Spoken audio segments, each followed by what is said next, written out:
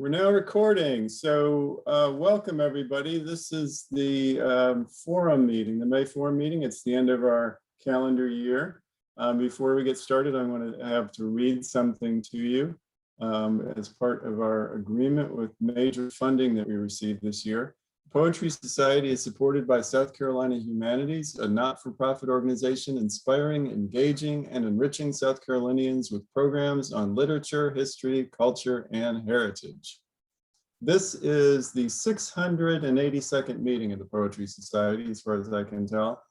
And it's also, this is an interesting coincidence, it's the birthday of John Bennett, who is one of our main founders, and you've heard me speak about him a lot.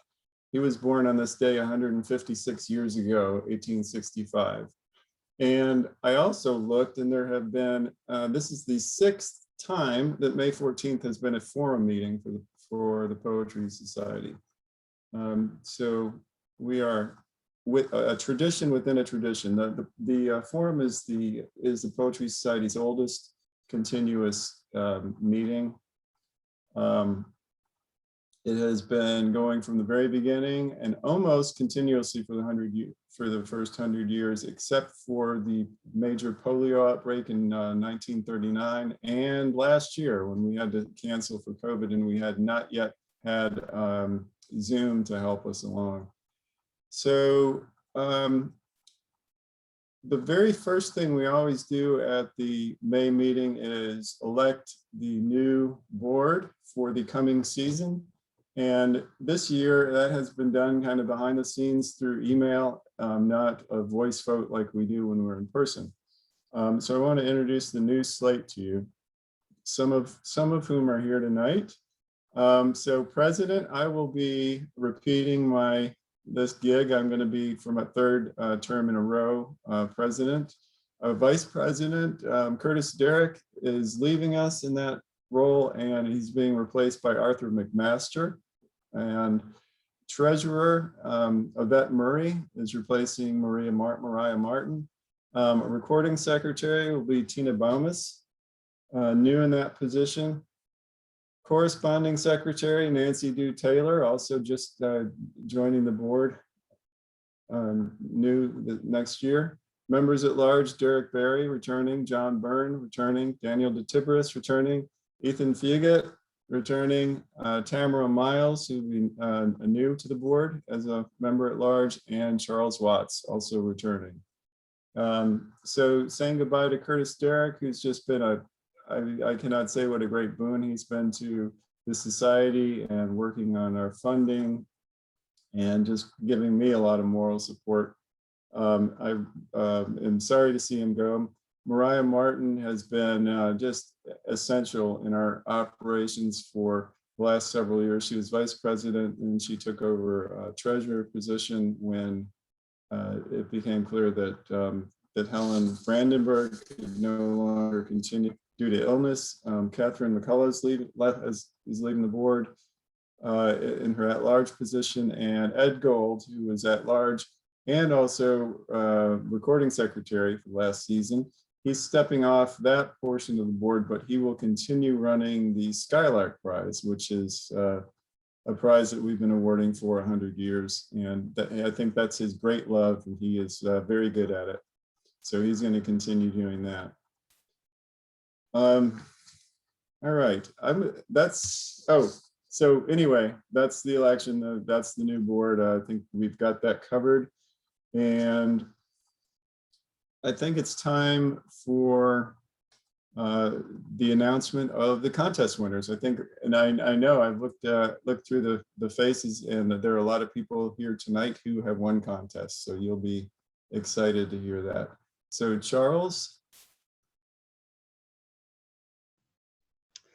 Hi there. Yes, it was a very exciting year for the contests. We had 3 great judges. Rich Ferguson, who is the State of California Beat Poet Laureate. We had Dustin Pearson, who has several books and won a Pushcart Prize this year. And Glynis Redman, who is reads nationally, internationally, trained people for the Library of Congress. She was a mentor for the students program there. So we had great judges this year, all three of whom have read at the Poetry Society. So kudos to them. So now here are the contest winners that came out of this year, not including, of course, tonight's forum or the Skylark. For the John H. Bennett Jr. Prize, the winner was Upriver by Gracie Owens.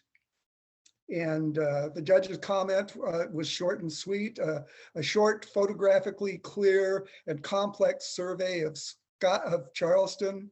Honorable mention to Danielle Verwers.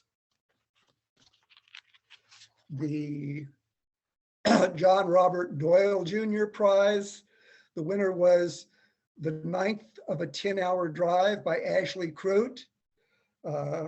Judge's comment, a poem whose mediation fatigues the reader, similar to the fatigue felt in the ninth hour of the poet's character on the drive. And the honorable mention was Deborah Daniel.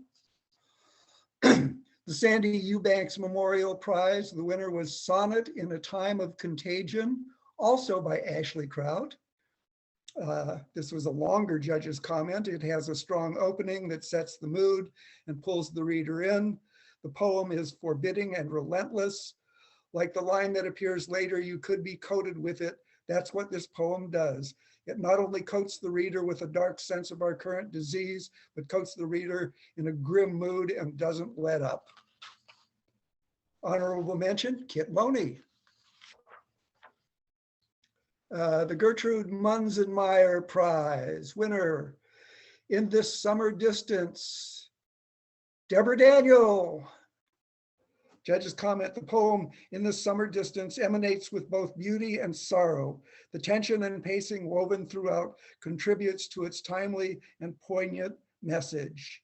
Honorable mention, Debbie Scott.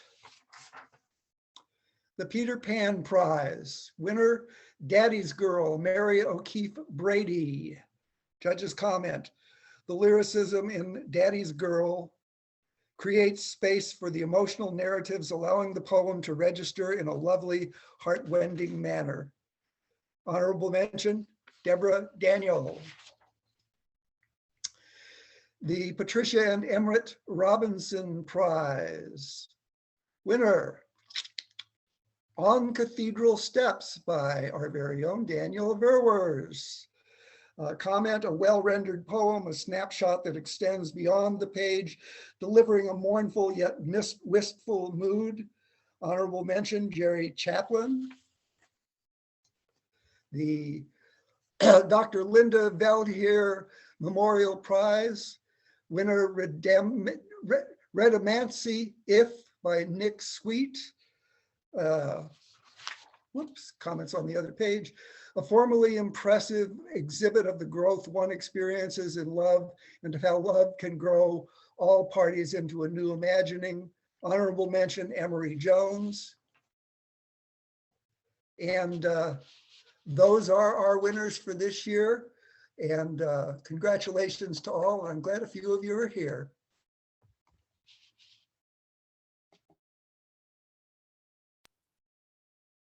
All right, well, thank you, Charles. I've got a prize to announce. Way back a couple months ago, I asked the membership to take a poll that would help us in changing or seeing the future of the Poetry Society. And since taking a poll is an incredibly unpleasant thing, apparently for everybody, I offered a major prize. At the time, I did not say what that major prize was, but it's now available. This is a reprint of the 1922 Poetry Society Yearbook. It's now available on Amazon.com. Is this backwards to you, or does it look forwards to you? Everything's backwards. It's good. Okay.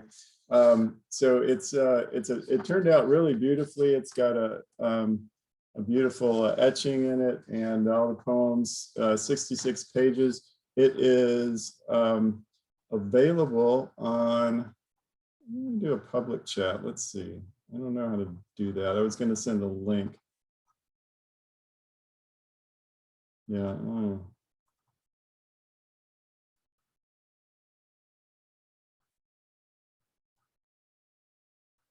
Oh, I see how to do it. Everyone publicly. Nope, that's not going to work. Anyway, I'll send that link later. But anyway, this is available. It's only $12. All the proceeds will help the Poetry Society. It's really cool. This is an exact reproduction. I wrote a foreword for it that I think will give a little perspective of what was going on that year.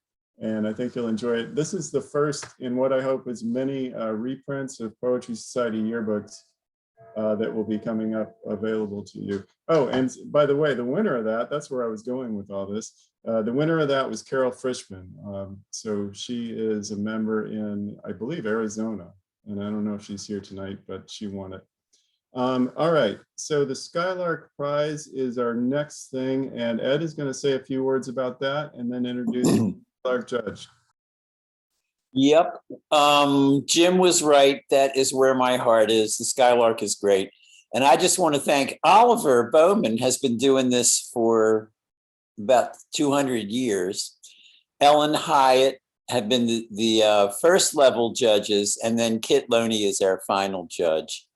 And we had a strange year this year, but we got some really cool poems. And the particular person who won couldn't come tonight because she's working, but we'll try to get her in September.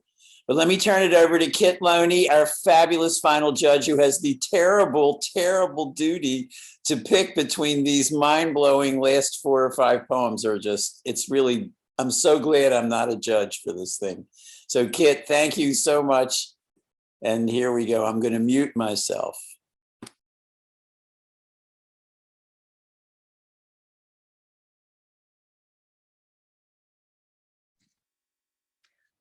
Okay. Thank you, Ed. And I really do appreciate having been trusted with these wonderful young voices. I think there were 8 finalists that were handed to me, and each one really had true merit, intriguing images, glimpses into the lives and the hearts of the young people. I have 3 honorable mentions, a first runner-up, and a winner. So the 3 honorable mentions, the first, well, and those are not in any particular order, just 3. Like Grease by Ella Fritz. And that was a poem that had a lot of engaging images and a terrific last line. Another honorable mention, Vital Information by Abby Carroll. And this is a poet who really bravely takes on an important subject. And the third honorable mention is Charleston, the Bible by Hannah Elledge. And that poem was a really deft weaving of downtown Charleston, a kind of a portrait of downtown Charleston woven in with the narrator's search for God. The first runner-up is Anything Home by Rita Fatima. And this is a really beautifully written 2-stanza poem where images from the first stanza are echoed in the second stanza, slightly shifted. And the poet really creates a beautiful sense of quiet and reflection. And the winner is Ain't Na Prince No Mo. And this is by Deasia Alston. And this is a poem that really exudes an incredible sense of joy in the language itself throughout. The reader is really treated to listening in on a conversation about Harry and Meghan, as kind of as a fly on the wall of perhaps an East London pub or maybe a Gullah barbershop. And every time I reread this poem, I found more to delight in, from the dance of the language itself to the parade of images, such as Silver Spoon, Bear Place, wildfires, puppy dogs, and this is blended with the voice of old folks, elders, and their sayings. So I want to just congratulate the winner and winners, and just say how impressed I was. Thank you. All right, well, thank you, Kit. The Skylark Prize has been awarded every year since 100 years ago well, this month. It was awarded for the first time by, it was funded by John Bennett, named after his famous book, Master Skylark. And at that time, it was a contest for students in college. So there was a separate prize for students in high school, but later on, the Skylark turned to a high school prize.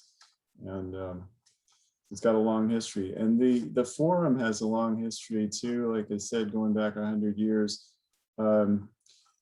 It's been done a lot of different ways. There was a time they would take every single poem from the writers group. They would discuss, sometimes 12, 18 poems in a night, which I think was a bit too much.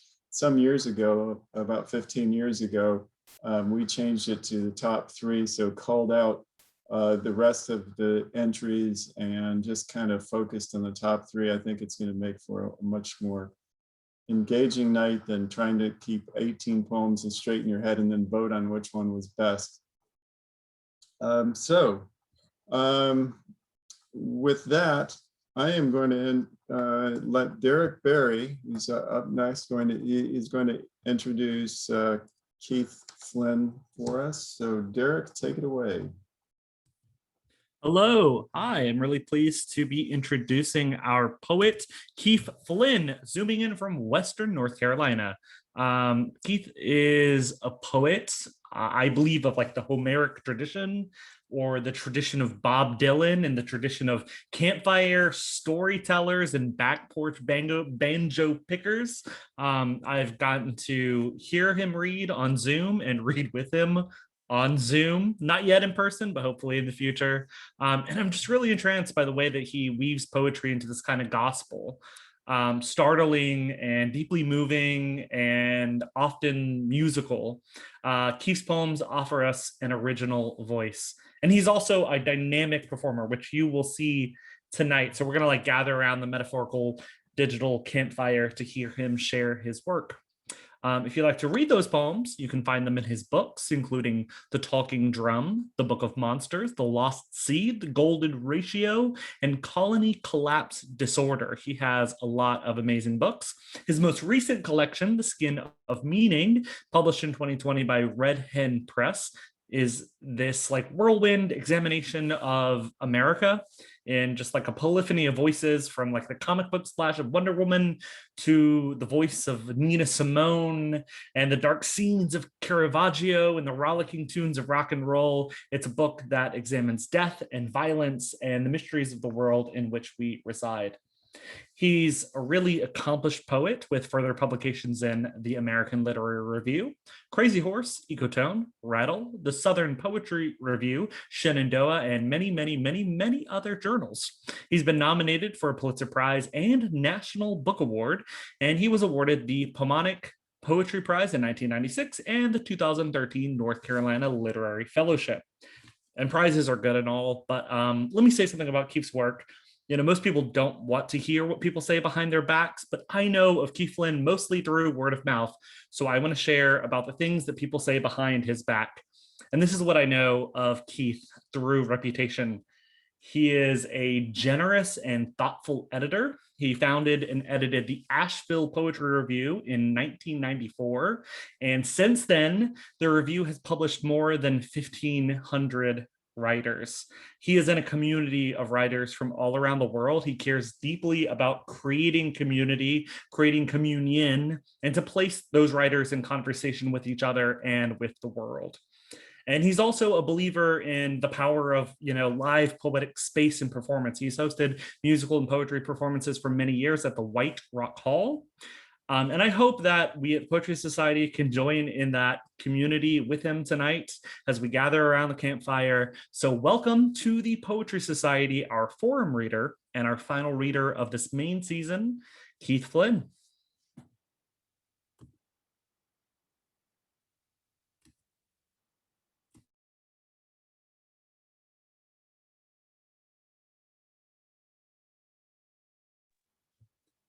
And now Keith unmutes himself. Hello, everyone. Can you hear me? Thank you so much for that generous introduction, Derek. You are the sweetest thing on two legs. I really, really appreciate that. That's very kind of you. I will be reading tonight from The Skin of Meaning. That's what it looks like. If you guys are, if you're interested in purchasing it, it's published by Red Hen. John Luke is probably already on getting a link for you to be able to go to and purchase that book. Also, I'm coming to you from White Rock Hall, which is about an hour northwest of Asheville. This is a 100-year-old church that I purchased, and I moved it several miles from its previous location to the top of this mountain. We jacked it up 18 feet. We built a first floor under it. Then we dropped the whole structure down on that. And I'm sitting in the sanctuary right now, literally at the pulpit, and coming to you here from the studio.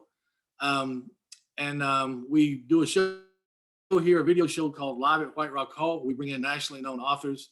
We pair them with regional musicians, and then we film the collaborations live. Those interviews and performances can be seen at live@whiterockhall.com. And I also do a radio show from here, which is it's also called Live at White Rock Hall.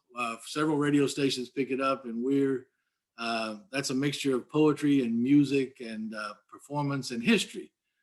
So it's sort of unlike anything else that you'll find on the radio, with lots and lots of music.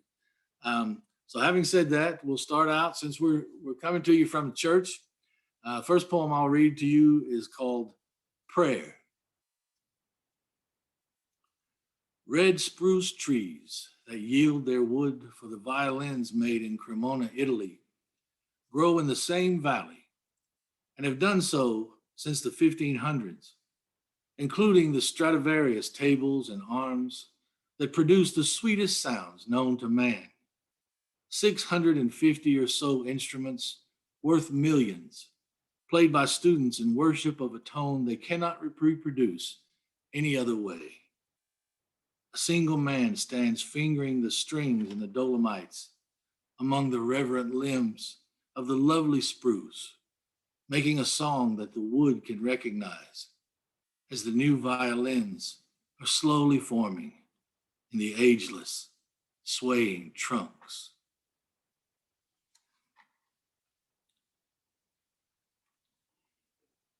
I'm going to read three poems for you that are that have a motif of fire in them, but it examines fire from three separate vantage points.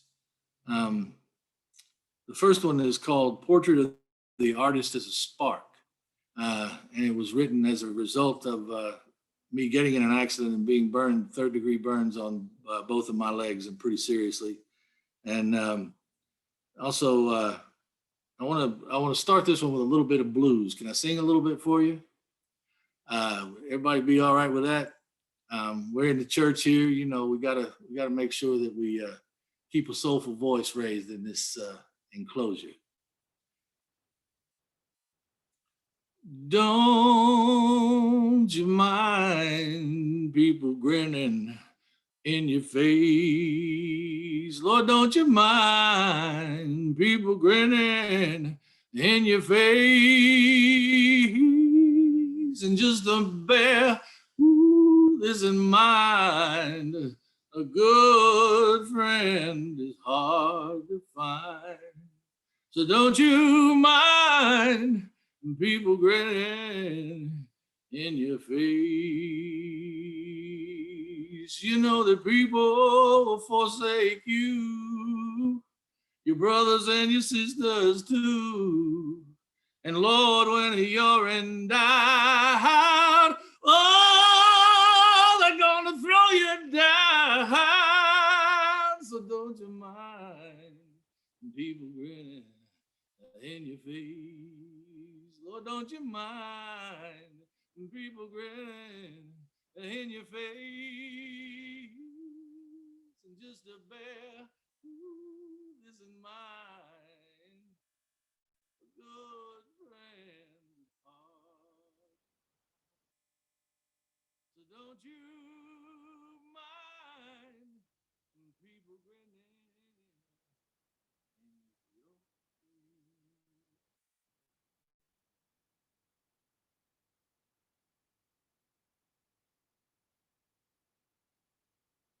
Between the gas can, my lower leg disappeared in a blue and orange flame. Nothing is more articulate than fire. It moves in slow motion at the speed of light, or ragged language, raw and messy, that leaves a shattered, chugging trail of shadows and debris, the charred coals of a formerly living thing. Fire never mutters. It barks with surprise, then shrieks and tears apart the precision of speech and leaves a soiled scar of broken sentences. Impaled on a spit, clarity returned to me in a burst. 35 years ago, what hung a flaming necktie around my tender brain and begged through the spindle of my body for some sudden flash of truth. Fire filled my veins. Poetry pulled me out by the roots.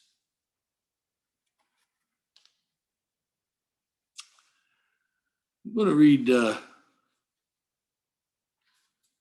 another one with the fire motif. This is called Les Papillons. In the 19th century, the footlights were created by an intensely bright light that was sort of an incandescent calcium oxide. It was invented in 1816 by Thomas Drummond, and it was had a lime color to it. So when folks were on stage and would move toward the light or move forward, they would be swathed in that footlights, and later that became to be known as being in the limelight, a phrase that we now use pretty routinely. Also, they discovered that because the light was so bright, that the only way to calm the performer's eyes would be to put them in a room that was a darker, more emerald green. And that became known as the backstage or the green room. And so both of those became traditional phrases that are commonplace with live performers in the theater. Unfortunately for ballerinas who wore highly flammable tutus and costumes, sometimes the footlights, if they got too close to them, would catch them on fire. And this happened several times. And of course, when other performers would try to help them, of course, the fire would transfer to those performers who were also wearing flammable costumes. And then sometimes the audience would be summarily horrified to see half of the ballet in flames. One of the most famous of these ballerinas was named Emma Livery. And she was famous for dancing in Madame Butterfly. This is called Les Papillons. This is not the righteous blue flame that engulfs the monk or the sherbet agent of invisible acid dropped by the barrel on the naked children of starving villagers in South Vietnam. This is not the 80-proof orange vodka cocktail lit by the freebasing Richard Pryor, a black adder addled by self-loathing, who poured the fire over his head and ran screaming into the void. This is not the match strack under the cooking spoonful, any more than it is the convulsive propulsion shivering into massive tendrils that annihilate the bloated Hindenburg in an avalanche of star-like implosion, a fire that blotted out a flying cathedral between its fingers. No. This is the personal and public incineration, snapping its jaws shut around the most delicate, jubilant wings. This is the interrupted, gravity-free white lance that burns straight through the curtain, the laser emitted by a magnifying glass as it focuses a ray of sun on an unsuspecting dragonfly. The wisp of smoke, almost a held breath of frost let slowly out, then the shards, red and jagged, slicing through the tutu's layers and igniting them, delicate as tissue paper sticking to the ballerina's hips as she twisted away from the guilty footlights and swarmed into the backstage, 1,000 ingots of red and lavender knives exploding around her supple hands and shoulders, a galaxy of bees hiving her, a flare, a comet, and finally, a nest of ash, hoping to hold together in the wind.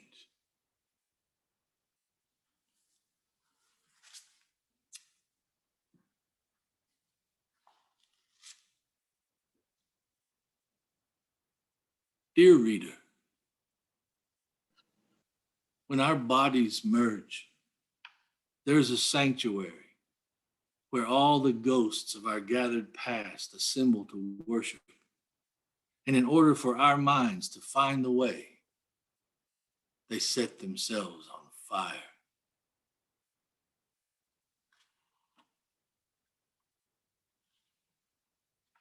I want to do a couple more for you. This is a poem from my father. I'm trying not to be too morose tonight, if I can help it. Try to share a little spiritual enlightenment, if I may. This is a title taken from a Stanley Kubrick film that was never made. My father died in first week of November last year at 82. And this is for he. This is called Coffin Not Included. Gradually, the world shuts you out. Your plum skin dapples and craters, effectively exhausted by holding back the waterfall that is a human being. And there's no getting used to sorrow. Every encounter, like the rungs of a ladder, lap higher and harder until the rails turn to eels in your hands and escape as ropes of smoke, weary of the body and its constant demands. The walls between this world and the next are leaky as an old rowboat. Heated commerce passes between them, a musical wind. Ribbons of distress wound into our bones by ghosts.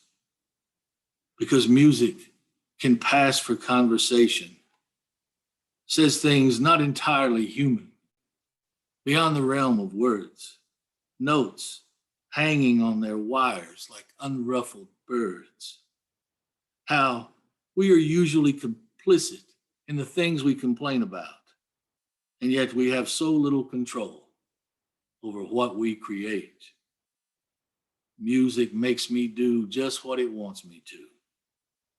And furry arroyos, full of cactus shadows, know that among the holies, there is more than one ghost.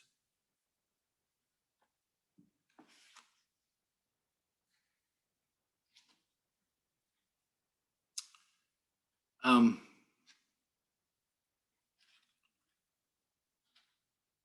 everybody doing? You okay? Just checking in, making sure you're with me there. It's always these Zoom meetings. I've done about 40 or 50 workshops and readings via Zoom, and there's a strangeness to it. You're alone in your building, and you see everybody's faces, and you feel connected to everybody, but you don't get to hear them, or you don't get to feel that energy and that exchange, that lit circuit that's constantly moving to the audience and back, and to the audience and back, is what's missing in that exchange. It won't be long though. I'm going to come to Charleston so I can see everybody and hug everybody's neck, and we can get to some, on the other side of quarantine gulch, we can get to some reasonable semblance of normalcy. Right on, brother. I'm going to do one more poem for you, if that's all right. This is called Blue Mountain Panorama. Again, I want you to please, if you're interested in anything that you've heard me say tonight, get yourself, there's a Picasso cover there. This is called The Skin of Meaning. And this poem is called Blue Mountain Panorama. I'm going to do a little more blues to get us going, and then we'll jump right into it. One of these days, and it won't be long, you look for me, Lord, and I'll be gone. I should have quit you, baby,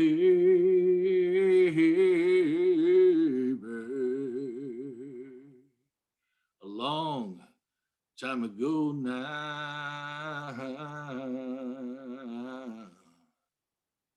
I should have quit you, baby.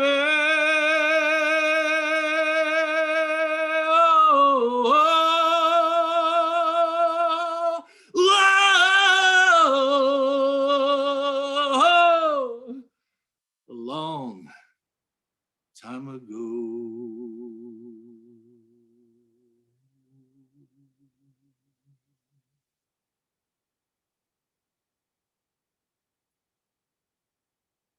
Craned my head and I listened hard, and the blues were speaking.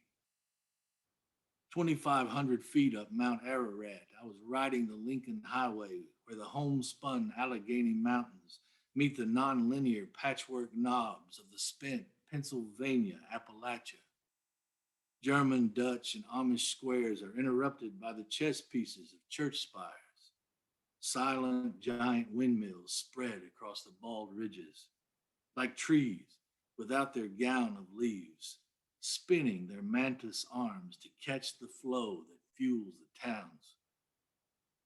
I remember dragging planks up to the thick midsection of an old Fraser pine, and I built a 5-story landing that allowed me to watch the world unroll down the valley, and pulling and piling hardened cow dung clods for games of war in the rotting barn. Barbed wire caught my sister once, biting her wrist to the bone, and I knew that the blues had spoken. The dirt roads were sprayed with oil to keep the dust down, and the naked gourds were broken during pumpkin season, and a juvenile coon riveted a softball-sized ornament on his snout. So eager was he to get at the sweet meat. So much peace, it seems. But since the sun went dim, nothing keeps the gold plague from approaching us, and the blues have spoken. The deer population has exploded, and the resulting collisions with motorists have strewn corpses all along the road's shoulders. Lazy buzzards ride the wind thermals and circle like fixed gray drones. 500,000 Americans are gone. And inside Tuscarora Mountain, the tunnels are sheer behind the neighboring cliffs, and its inhabitants conduct their unseen commerce, coiled tight as a nautilus, and their hidden industry enables the rise of the chattering countryside and insurrectionists. Their children get the honey, and the rest have grown pallid with violet lips, and they gather together by the river to hear the governor give the news. The blues have spoken, he tells them. And in Newville, where the heart of the Cumberland Valley has begun to fray, the police produce improved tasers and practice on targets that bear our likeness. And in this spreading world, the mountaintop removal has begun. Just a little off the top, say the banker's sons, and distant wisps grow into solid, smoldering columns of mellifluous destruction, where the last languid strains of smoke have broken loose, and we are astray, and the blues have spoken.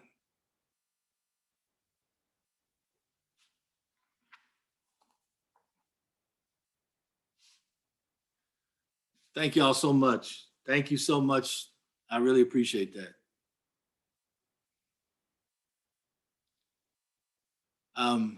Now, as I understand it, I'm supposed to talk to you about the forum finalists. Is that correct, Jim? And I was given several poems, which I saw completely blind. I don't know who I was talking to. I wasn't completely blind. I could see the poems, as it turned out. But I picked 3 finalists, which is my responsibility here. And so what I'm going to do is I'm going to read each of the 3 poems, and then I'm going to give you my response to each and justify my selection, as it were. But at the same time, I want to, give you a little background as to why I think the poems are effective as well. The first poem I'm going to read for you is called Executrix. Executrix, Executrix. Executrix. Willed to strangers, his organs and brown eyes. To his brother, a paint by numbers last supper. To his sister, a leather satchel from Tijuana.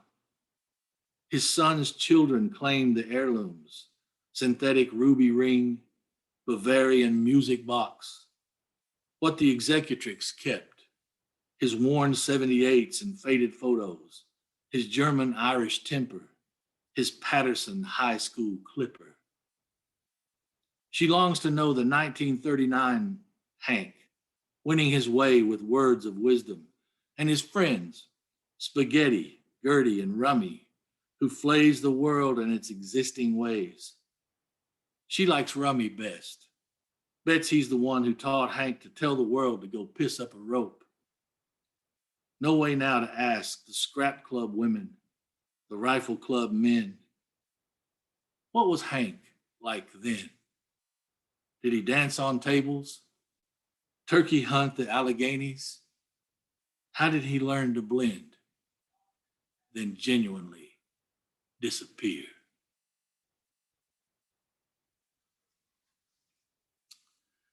An executrix, for those that don't know, is a woman who has been appointed by an individual to carry out the terms of that individual's will after death, and also one who is responsible to make a detailed list of all the assets and debts belonging to the estate. I believe it was Lorca said that only mystery enables us to live. And this poem has little mysterious edges throughout.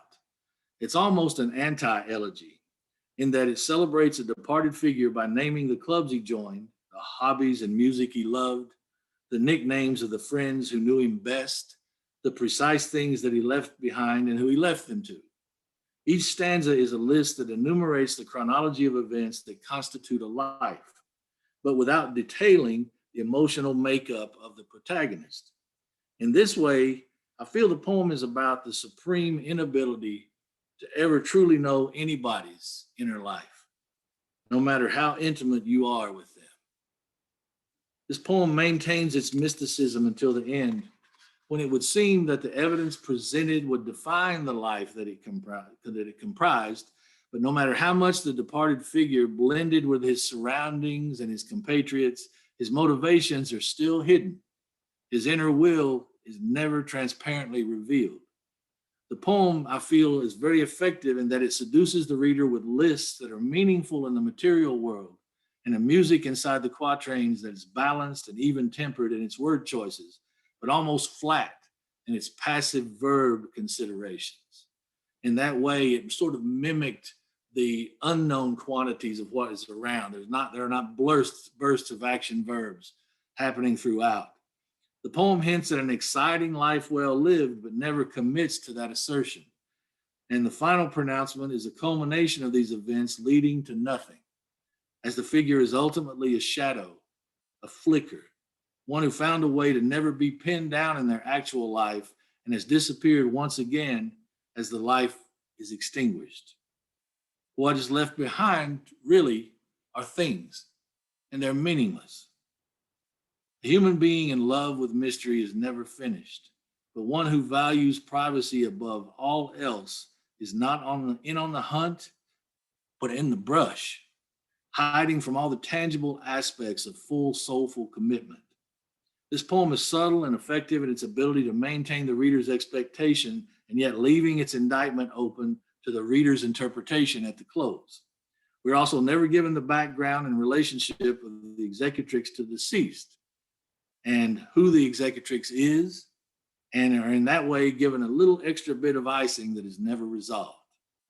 This poem, to me, is like a Chinese box. You open one to find another smaller box inside, and then another, until ultimately the smallest box rewards you with only air.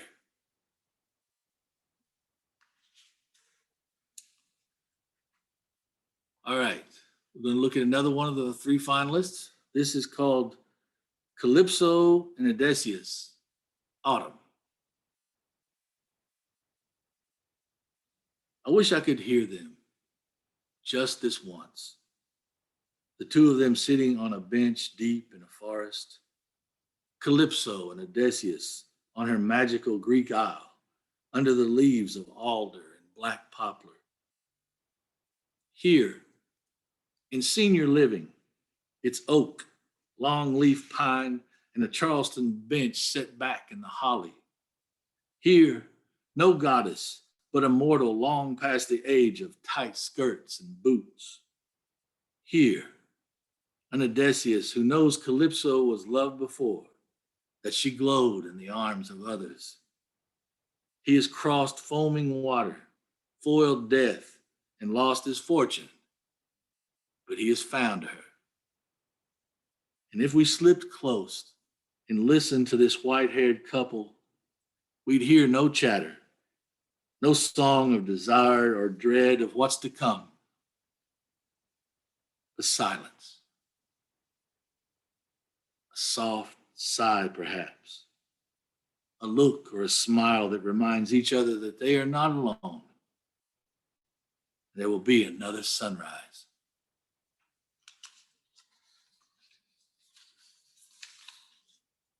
I want to tell you a little bit about the mythology that this is based on, because it goes by pretty quick, but I think it's key to understanding the poem. Calypso in Greek mythology is the daughter of Atlas. She's a nymph of the mythical isle of Ogygia. In Homer's Odyssey, Book 5, also though in Books 1 and 7, she entertained the Greek hero Odysseus for 7 years. But she could not overcome his longing for home, even by promising him immortality. According to Theogony, written by Hesiod, she bore Odysseus twin sons, Nausithous and Nausinous. Say those 10 times fast. Nausithous and Nausinous. The story begins when Odysseus and his companions were on their way to their beloved Ithaca. Poseidon, the moody god of the seas, got angry with the hero, sank all his ships, and drowned all his companions. Only Odysseus survived the god's rage. Shipwrecked, he was tortured for 9 days and nights until the waves took him to a magnificent island. And this was the island of Ogygia, believed to be in Western Europe. Odysseus stayed in a spacious cave around which there was a rich forest with springs, thousands of singing birds, and there Calypso, a blonde nymph, was sitting, spinning, and weaving with her servants. When she caught sight of Odysseus, Calypso asked him to tell her his troubled story. and seduced by his ordeal, she offered for him to stay with her on the island. In the beginning, Odysseus agreed to stay. He was exhausted, but eventually he began to long for his homeland. And Calypso had fallen in love with the hero and did her best to change Odysseus' mind. She offered to grant him immortality, but he could not be persuaded. So Zeus sent his messenger to help Odysseus escape, but Hermes eventually decided to let him go. She provided him with the material to rebuild his ship, and she sets the hero free. In this poem, we're not really granted the torturous backstory of Odysseus, and our Calypso was long past her wild, seductive younger days. But here the couple they're not surrounded by an island paradise either, but they're ensconced in a senior living center in the autumn of their lives. And the poet skillfully weaves the mythological underpinnings into the story, but keeps the details muted. And in this retelling, each member of the duo is equally tired, fearful of their impending demise, and grateful to not have to face that certainty alone. Greek thought constantly links women to the natural world. And typically they talked about men when they talked about cities and industrial civilizations. There's no division or power dynamic like that here, but there's a succor derived from their separate experiences. Neither has to waste precious energy on seduction or chatter, and there aren't these long songs of desire taking place. Their shared reality is beyond that, beyond judgment or fear. They've lived long enough to know now what truly matters, and they can feel hopeful about the coming sunrise with no need to extricate themselves from any complicated emotional entanglements. All of the world's complex machinery and pressure, the constant velocity of living, is superseded in this poem by a sweet simplicity and a willingness to share their time and what meager resources they have left. Poetry, for me, is language with a shape. And the lines here are not forced into strict formal constraints, but the stanzas are allowed to meander a bit. And the poet wishes to eavesdrop on what the couple might be saying to each other, what kind of current passes in language between them. The fact that the maker allows the couple's secrets to remain between them, but also recommends the integrity and maturity of the poem, I believe it speaks to this concept more than any other. It is hard to be wise and in love at the same time, right? And we learn these things, we learn the hardest lessons last, as it turns out. Somehow, this poem manages to do both, be wise and show us just a sliver of love between these two. And it exudes a loving wisdom, and it still satisfies the reader's curiosity about their mythological relationship. All right, one more. This is called Hawk's Nest Tunnel, 1930. Hawk's Nest Tunnel, 1930. Me and other coloreds hopped a freight car. We were chasing money and Carbide's promises. Strong men needed to move a river, they said, to bore a hole through Gauley Mountain. Wages in West Virginia better than working the Delta docks, better than hoeing corn or cotton. I leave this tunnel each night, my face pasted white with silica. Bunk in a shack where the walls rattle with wind and men's wheezing. Harmless, the bosses say. The powder's just dust on the road, baby talc, flour sifted for biscuits. No difference.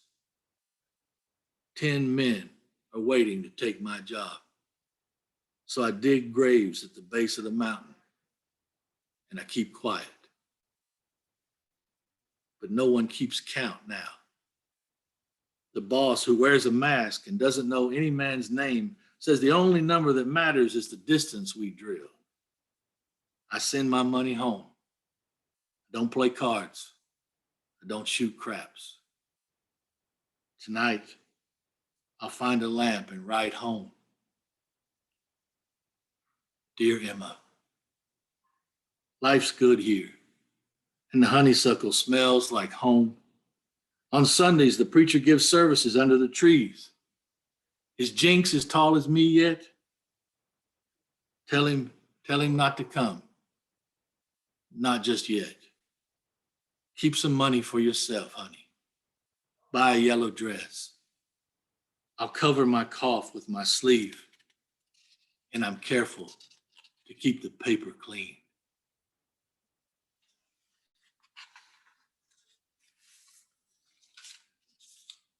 The power of this poem for me is embedded in the details and the descriptive language of the narrator as he addresses the audience with his resigned and almost hopeless reality, juxtaposed against the letters to his wife, in which he lies, and he paints a much more rosy picture of his predicament. The year's 1930, and the country has only just begun to face the worst economic downturn in its history. Even though the narrator is grateful to have any work, he is too intelligent to believe the lies his carbide employers are spouting. And he knows that the white silica on their faces and bodies is killing the workers as they bore through Golly's mountain. He is digging their graves and listening to the men's wheezing at night. The line boss doesn't even try to pretend anymore. And he informs the workers that the only number that matters is the distance that they drill. They're disposable. Their flesh is merely currency, and they are given the impression that they are lucky to be paid anything for their labor. 10 men wait to take my job, the narrator tells us, and he is desperate to provide for his family, even at the cost of his own life. I was reminded in this poem by John Ely's novel, The Road, which is one of my favorite books by a North Carolina author. And it spins a Reconstruction era parable about Weatherby Wright, who's a white mountaineer who used convict labor to build a railroad through the mountains from the Piedmont flatlands into Asheville. The book uses the minutiae of everyday events to describe the men blasting, cutting, and bleeding the forest to build a road that would ultimately culminate in a massive mountain tunnel. The long, sad history of the Industrial Revolution is filled with overwhelming profits for callow corporate overlords and their utter disregard for the workers who provide the sweat equity that loads those coffers. The fact that our narrator is Black in Jim Crow, West Virginia, only deepens the tragic tone of his voice. And the italics which mark the letter he is writing to his wife are set against the stark backdrop of his situation.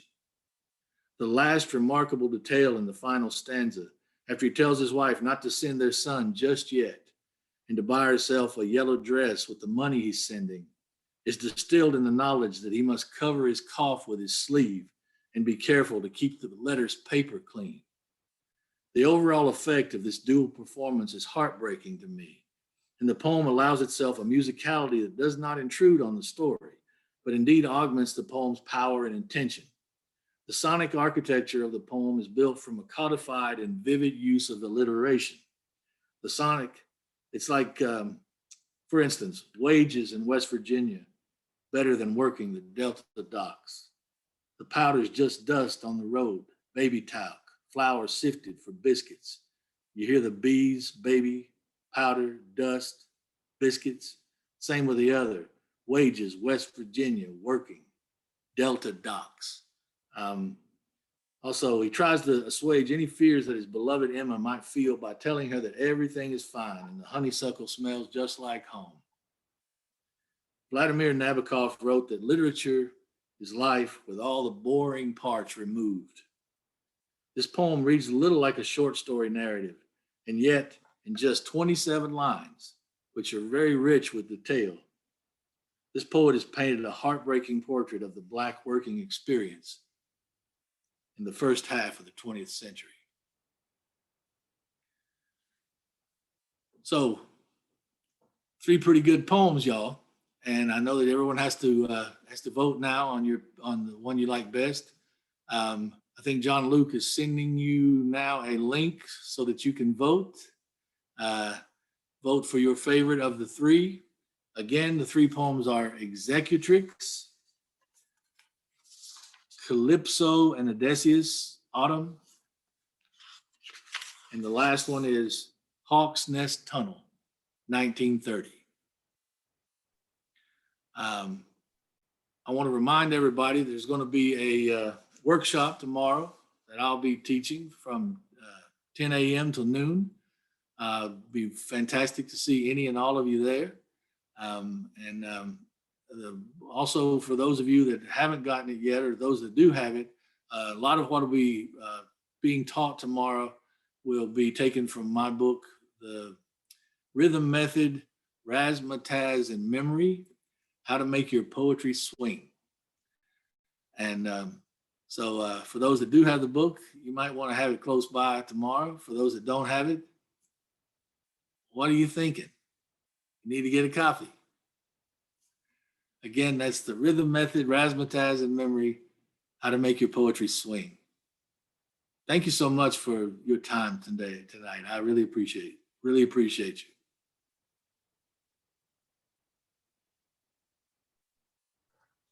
Thanks, Keith. I want to just remind everyone, there's the link to the right that you use to vote. Don't put your vote on the chat box itself. You just use the link. There'll be a simple thing that pops up with 3 choices, the 3 poems that you heard, and you just click one, and that's all there is to it. And we'll tabulate that in a second. So please, everyone, vote in the next couple of minutes. Keith, I really enjoyed that. That I think is one of the best forums that we've had. I haven't been around for all 100 years of them, but I can speak for the last 15, and that was good. I think we've got a really difficult choice. Those 3 poems were excellent. Sometimes you see a clear winner, which I don't. It's going to be interesting. I think we're all, and I know that 2 of the 3 poets who wrote those poems are here tonight, so that I'm glad they got to see their poems discussed. And yeah, that's not always the case. Jim, can you say again about the link? I don't see it. Okay, so the chat box, yeah, John keeps on refreshing it. It's this long, googledocs.com view form. Do you see it? Do you see how the chat box? No. If you click, there's a little chat thing at the bottom of your screen. Do you see that? Can you click on the chat? No, I don't see anything that says chat. So participants share content. Is that it? It's not. Debbie, are you using your phone? Yeah. There it is. I'm not very good at using the phone. Does anybody who uses a phone know how to help Debbie find the chat? Kit's got you. Hold on. Okay. Okay, what you go to the little thing that says more, Uh-huh. and when you go there, then you can get to the chat. Uh-huh. Okay. And Do you see that? link? Yep. Okay. So then you just click that link and you go vote. If we have anyone else having trouble voting, if you are, you can unmute yourself. Has everybody voted at this point? All right. Anyone need more time? Yeah, give me just a second. Okay, while you're doing that, I want to thank or congratulate everybody, the winners of the contest and the honorable mentions. And it's a big deal. It's the competition is fierce. I don't think there's ever been a time where there's just more great poets in the Poetry Society as there is right now. So you're competing against other great poets, and to have won or to have an honorable mention is really something.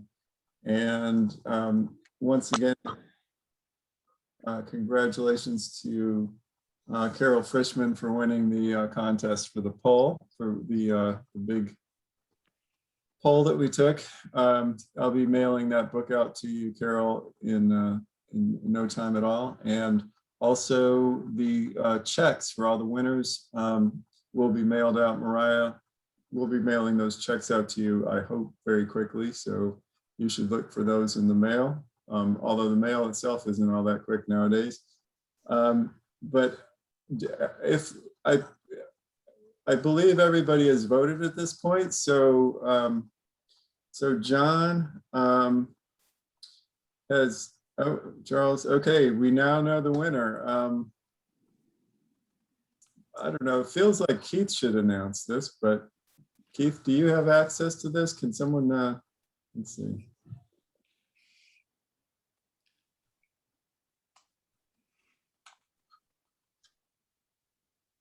I guess I could private chat you. Do you see, has anyone sent it to you, Keith? No. I have not. Okay. Oh gosh, now see, I'm not all that good at this. Okay, Charles, it looks like Charles is sending it to you and you can announce it. All right, I'm going down to chat. Yes, Charles. So if I go to chat, then we can do private chat. Is that correct?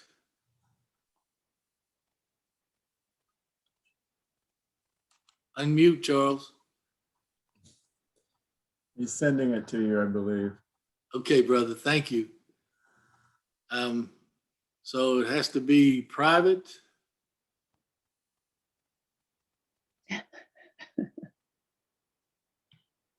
Oh, I see. All right.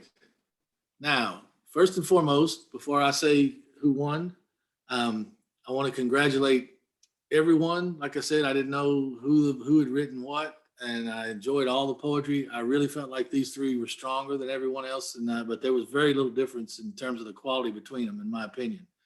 But the winner is Deborah Connor and her poem Hawk's Nest 1930. Congratulations. Congratulations. Hawk's Nest 1930 by Deborah Connor.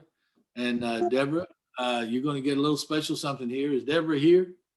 Yes, she is here. Deborah, I'm going to offer you publication in the Asheville Poetry Review for that poem.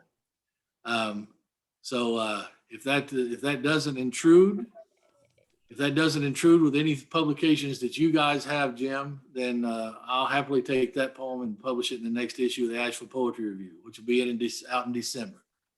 Our only rule on that is that you have to say that it was first published by the Poetry Society, but it can be published after that. We have first, I don't know, we just say that we get first rights. Absolutely, and I don't want to have any I don't want to intrude on what you're doing at all. I just thought that would be a nice caveat to have on top of the everything else. Yeah, no, that's cool. All you have to do is say that it was first published by the Poetry Society of South Carolina. That's it. Easily done. All right.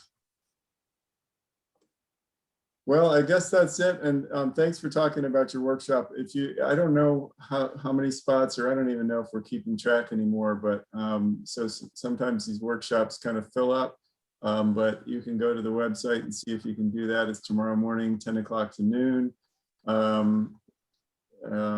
Let's see what else. Oh, so the season is already gone. It's kind of amazing to me.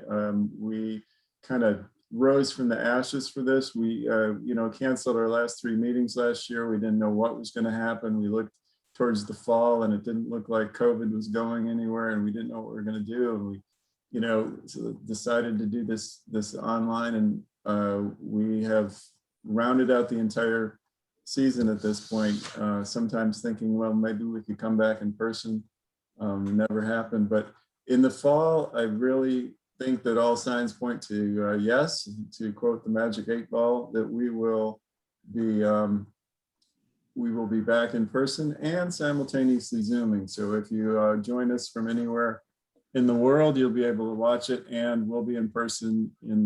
So those who want to, as Keith said, hug each other's necks, we can do that again in the fall. One last bit of business before you start giving a standing evacuation here. The survey, we do a survey for each of these readings, and it's a requirement from our grant. So it's really kind of important to us financially. If you please take the survey, there's a link on the chat box right now. It says Survey Monkey. just do that. It only take you a second and it really helps us out a lot. So please do that. There'll also be a survey for Keith's workshop tomorrow. So if you take that workshop, I hope that you will also do the survey for that. And once again, congratulations to everyone. Thank you, Keith. Hopefully it won't be 8 years before we see you again. And really enjoyed it, enjoyed your own poems, and enjoyed your handling of the forum in this long, long tradition of the Poetry Society that's is still alive and well. So, Well, thank you, Jim. all right. I appreciate it. Thank you, everybody. Appreciate you. Go to live@whiterockhall.com. Check it out.